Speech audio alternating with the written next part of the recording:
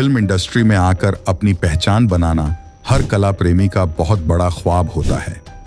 हर किसी के लिए इस राह पर चलना आसान नहीं होता है, लेकिन कुछ लोग अपने संघर्ष से न केवल इस राह पर चलते हैं बल्कि अपनी एक अलग पहचान भी बनाते हैं।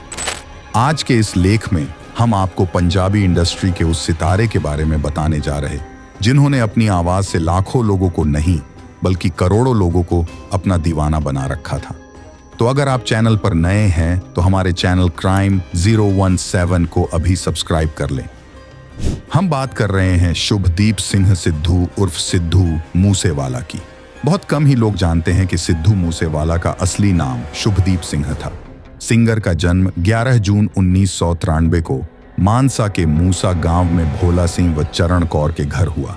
कहा जाता है कि सिद्धू मूसेवाला को बचपन से ही गायकी का शौक था और बड़े होकर वह एक कामयाब सिंगर बनना चाहते थे, इसलिए उन्होंने अपना सारा ध्यान अपनी सिंगिंग पर ही लगाया था।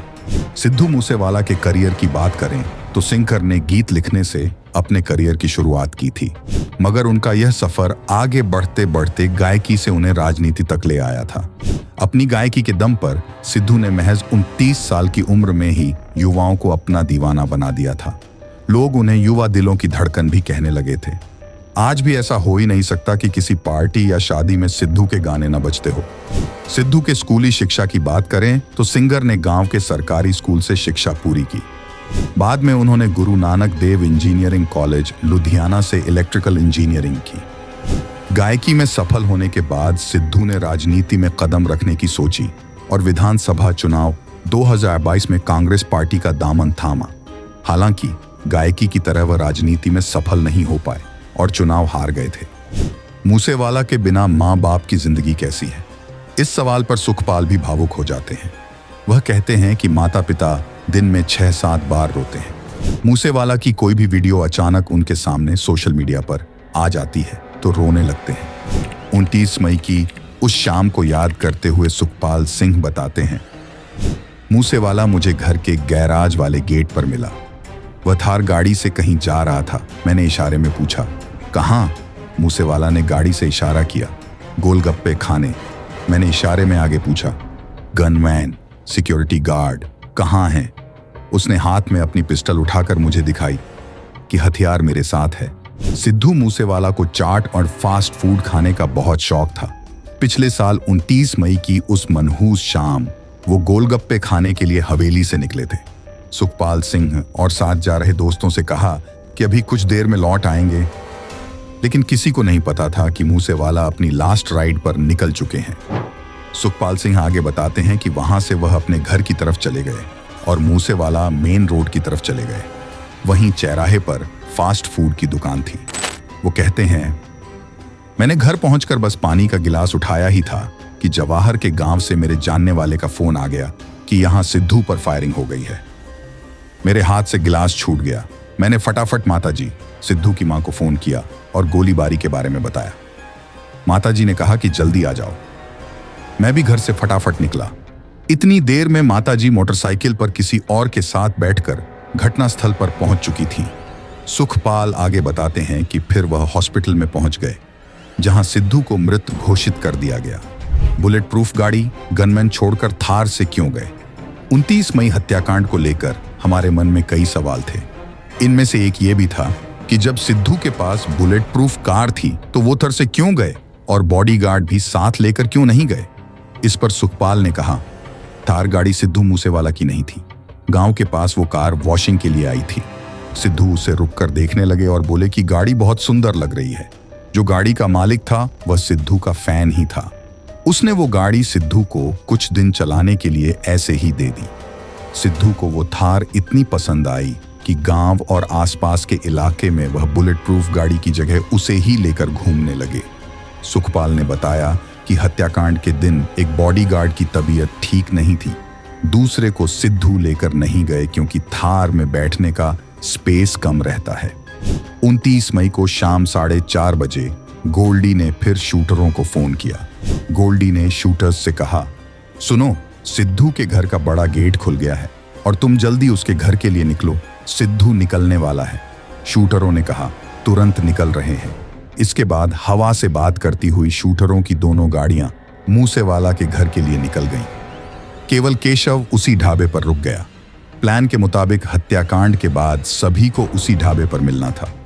शूटरों की बोलेरो कार मानसा गांव के पहले मानसा चैक पर ही रुक गई। गोल्डी ने फिर शूटरों को फोन किया। उसने कहा, मूसेवाला घर से निकल गया है ब्लैक कलर की गाड़ी में, बिना सुरक्षा के जल्दी जाओ। कुछ ही देर में मूसेवाला की थार ने शूटरों की बोलेरो को क्रॉस किया और फिर शूटरों की गाड़ी मूसेवाला के पीछे लग गई। मानसा चैक पर खड़ी दूसरी गाड़ी ने भी मूसेवाला की थार को फॉलो करना शुरू किया।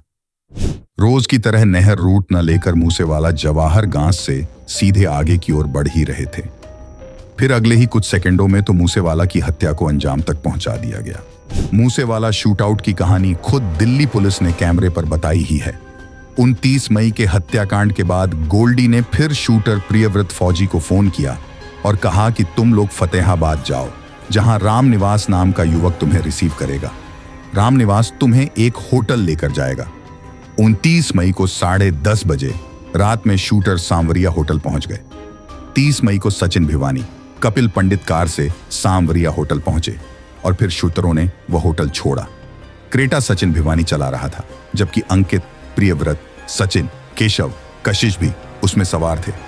कुछ दूर चलने के बाद कार आई जिसे किशन नाम का शख्स चला रहा था। कपिल पंडित उसके साथ बैठा था। फिर केशव भी उसमें शिफ्ट हो गया। दोनों गाड़ियां रोहतक हाईवे पर हांसी गांव में जाकर रुकीं। वहां रुकने का इंतजाम किशन गुर्जर ने किया था। 21 मई को केशव, कशिश, दीपक मुंडी भिवानी के तोशना गांव में जाकर रुके। 1 जून को केशव, कशिश, दीपक मुंडी के लिए कपिल पंडित ने एक ट्रक का इंतजाम किया, जिसमें बैठकर वे अहमदाबाद निकल पड़े। इस बीच ही गोल्डी का फिर फौजी को फोन आया। उसने कहा, सुनो फौजी, तुम 6 हथियार विनीत उर्फ बब्बन को सौंप देना जल्दी। फौजी ने कहा, जी डॉक्टर साहब। प्रियव्रत, फौजी ने कुल 6 हथियार विनीत उर्फ बब्बन को सौंप दिए। गोल्डी के आदेश के मुताबिक उसके बाद प्रियव्रत फौजी, अंकित, सचिन, कपिल ने एक दूसरा ट्रक पकड़ा राजगढ़ हाईवे से और 2 जून को दोनों ट्रकों से हरियाणा साइड के आरोपी शूटर अहमदाबाद पहुंच गए। फिर बस से रात 10 बजे मुंद्रा पोर्ट पहुंच गए। वहां आशीष नाम के एक शख्स ने एक फ्लैट में आरोपियों के रुकने का इंतजाम किया। 10 जून को आरोपी मुंद्रा के अलग अलग फ्लैट में फिर शिफ्ट हुए। 14 जून को शूटर मध्य प्रदेश के इंदौर, विदिशा, ब्यावरा में रुके और फिर आगे निकल गए। शूटर मनप्रीत मानू जगरूप रूपा खरड़ होते हुए लुधियाना से मानसा पहुंचे, जबकि शूटर प्रियव्रत फौजी, अंकित, कशिश, दीपक मुंडी उल्काना मंडी, हिसार होते हुए फतेहाबाद से सरदूलागढ़, पंजाब से मानसा पहुंचे थे। शूटर मनप्रीत मानू जगरूप रूपा मानसा से लुधियाना गए। फिर आज तक न गोल्डी बराड़, न सचिन बिश्नोई और न ही किसी राज्य की पुलिस को पता है कि यह दोनों कुख्यात शूटर कहां छुपे हैं। शूटर प्रियव्रत फौजी, अंकित, कशिश, दीपक मुंडी मानसा से होटल फतेहाबाद में रात रुके। वहां से फिर तो शाम अगली रात रुके, पिलानी गए, ट्रक से गांधीनगर पहुंचे, फिर गुजरात के मुंद्रा पोर्ट पहुंचे। प्रियव्रत फौजी 50 किलोग्राम वर्ग में कुश्ती का खिलाड़ी रह चुका है। भारतीय सेना में स्पोर्ट्स कोटे से उसका सिलेक्शन होने वाला था। फौजी को मोनू डागर ने गोल्डी से जोड़ा था। फौजी ने फिर अंकित को गोल्डी के बारे में बताकर उसे भी अपने साथ जोड़ा। यह वह कहानी है जो प्रियव्रत फौजी ने पूछताछ में बताई और दिल्ली पुलिस स्पेशल सेल की जांच में सामने आई है। सिद्धू मूसेवाला हत्याकांड का मुख्य motive youth Akali leader Vicky Middukhera की हत्या का बदला और गैंगवार था। मुख्य गैंगस्टर आज भले जेल में हैं, लेकिन उनके साथी और गुर्गे बाहर हैं जो अपराध को अंजाम देते रहते हैं। कनाडा में बैठा गोल्डी बराड़ इस हत्याकांड की लगातार मॉनिटरिंग कर रहा था और हत्या के निर्देश दे रहा था। सिद्धू मूसेवाला की हत्या की योजना पिछले 1 साल से चल रही थी, लेकिन अगस्त 2021 के बाद मूसेवाला को मारने के लिए काम तेज हो गया था। लगातार उनकी रेकी की जा रही थी। कई बार पहले भी उनको मारने का प्रयास किया गया, लेकिन कोई न कोई कारण के चलते हत्यारों ने पहले वारदात नहीं की। सिद्धू मूसेवाला की हत्या के लिए एक पूरा रैकेट काम कर रहा था, जिसमें कुछ लोग सिद्धू मूसेवाला की रेकी कर रहे थे तो कुछ लोग शूटरों की तलाश में लगे थे। शूटर तय होने के बाद एक रैकेट ने उनको हथियार मुहैया कराया तो दूसरे रैकेट ने वाहन उपलब्ध कराया। इसके बाद कुछ लोगों ने हत्यारों को वारदात को अंजाम देने के बाद सुरक्षित जगहों पर पहुंचाने का काम किया। यहाँ सबसे बड़ी रोचक बात यह थी कि इस हत्याकांड में लगे लोग एक दूसरे को पहचानते तक नहीं थे। सारा कंट्रोल गोल्डी बराड के फोन से होता था। हथियार लेने और देने वाले एक दूसरे से कोई पहचान नहीं पूछते थे। सिद्धू मूसेवाला मर्डर केस के 2 आरोपियों जगरूप रूपा और मनप्रीत उर्फ मन्नू को पुलिस ने अमृतसर के पास एक गांव में एनकाउंटर में ढेर कर दिया था। वहीं मूसेवाला हत्याकांड की जिम्मेदारी लेने वाले लॉरेंस के बेहद करीबी गैंगस्टर सचिन बिश्नोई हत्या से पहले 21 अप्रैल 2022 तक भारत में था, लेकिन उसके बाद उसने फर्जी नाम से पासपोर्ट बनाया और भारत से फरार हो गया। जांच में पता चला है कि उसका पासपोर्ट दिल्ली के रीजनल पासपोर्ट दफ्तर से बना था। सचिन बिश्नोई का फर्जी पासपोर्ट दिल्ली के संगम विहार इलाके के एक पते पर बनाया गया था। इस फर्जी पासपोर्ट में सचिन बिश्नोई का नकली नाम तिलक राज टुटेजा लिखा गया है। पिता का नाम Bhim Singh, house number 330, block F3, संगम विहार, नई दिल्ली लिखा गया है। उसने मूसेवाला हत्याकांड का सारा खाका तैयार किया। हत्याकांड में इस्तेमाल शूटरों के रहने, खाने, शेल्टर, पैसे, गाड़ियों का इंतजाम किया और फिर इस फर्जी पासपोर्ट के जरिए भारत के किसी एयरपोर्ट से वह दुबई भाग गया। इसके बाद वह दुबई से अजरबैजान चला गया। पंजाब पुलिस ने इस हत्याकांड के मामले में 25 से ज्यादा आरोपी गिरफ्तार किए हैं, जबकि 34 आरोपी नामजद हैं। पुलिस ने कोर्ट में चार्जशीट दायर कर दी है।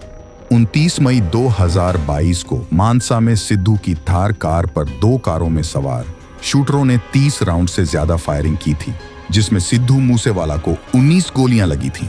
नाबालिग शूटर ने मूसेवाला को 6 गोलियां मारी थी। इस मामले में विदेश में बैठे गैंगस्टर सचिन बिश्नोई और गोल्डी बराड अब तक पुलिस की पकड़ से बाहर हैं।